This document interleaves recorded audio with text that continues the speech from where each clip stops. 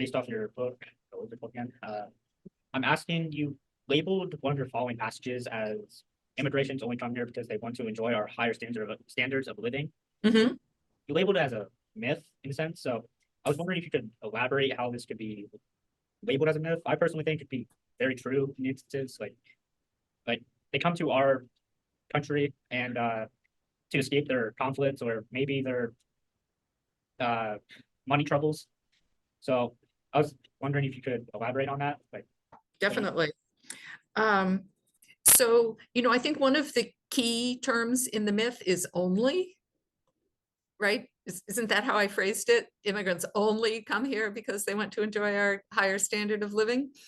But I think that formulation leaves out some really important pieces of the puzzle.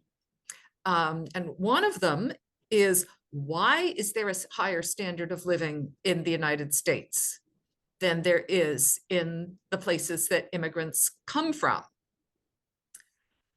And what I was saying about my book Undocumented, and I wanted to talk about, like, where did this come from, this concept of undocumentedness? I'm a historian, of course, so I always want to know where things came from. So I would say the answer to why is there a higher standard of living in the United States than in, say, Honduras, one of the big sources of immigration to the United States now. Like, it's clear that there is, but why is there? Well, of course, the answer is history, but there's a very particular history that has created the distribution of wealth and poverty in the world. And it's true that migration flows go out of poverty into wealth, right? So poor people from poor countries in Africa, Asia, Latin America are migrating to rich countries like the European countries and the United States. But there's another piece of that there's another piece of that puzzle that we need to take into account, which is, okay, so how did those countries, the United States and Europe, get rich? And how did, say, Honduras and Haiti and the Congo get poor? That's the history of colonialism. So one way of describing migrant flows is from poor countries to rich countries. Another way of describing the exact same phenomenon is that it's people from formerly colonized countries to the former colonial powers.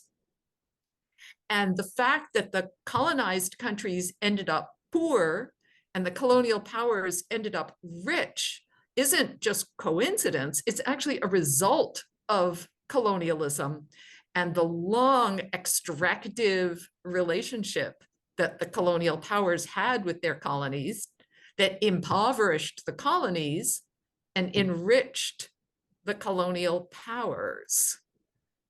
So I'm getting kind of deep into history here, so you're going to have to tell me if I'm making sense. But so that I would say, there's a phrase that immigrant rights movements have used around the world, which is, we are here because you were there. We are here, and this was originally coined by Jamaican migrants in England. We are here in England because you were there in Jamaica.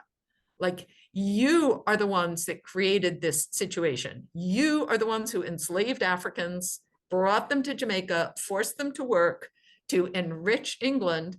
And if we're coming to England now, it's because you were there.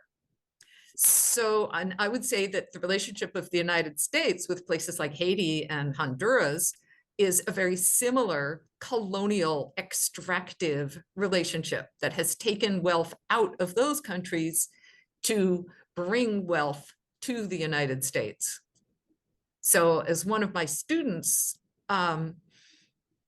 suggested, the migrants are following their resources. Like, the United States goes to Honduras and takes resources out, and then the migrants want to go where the resources from their country were taken to. So while it's true that we have a higher standard of living here, I guess I would argue that if we had not impoverished the countries of the third world, we wouldn't have a higher standard of living, because the reason we are rich is because we took resources out of those countries. And continue to, I guess I would say. It's not just something that happened in the past, but if you look at how the global economy works today, those flows of resources out of poor countries and into rich countries is still happening. Okay, now I have to ask you for a follow-up question, because I want to make sure that everything I said makes sense. Can you, do you have a follow-up question, or? That's mainly the major question I had. And correct me if I'm wrong, I think he was, when he saw myth, I think he was taking it as like, falsehood, was that correct? Rather than like something misleading or, more complicated, like almost like a semantic, I guess, problem with the myth. Is that how I correct? see it. But let me just say one more thing about that, what you just said, if you don't mind, is that often myths are not like completely 100% false, but rather myths are like ideas that structure our thinking. That doesn't mean they don't have a grain of truth in them, but that encourage us to think in ways that are misleading and false, even if there's something true about the myth.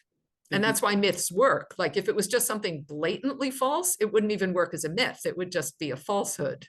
So, you know, a myth is kind of more complicated than a falsehood. It's like a distorted way of thinking.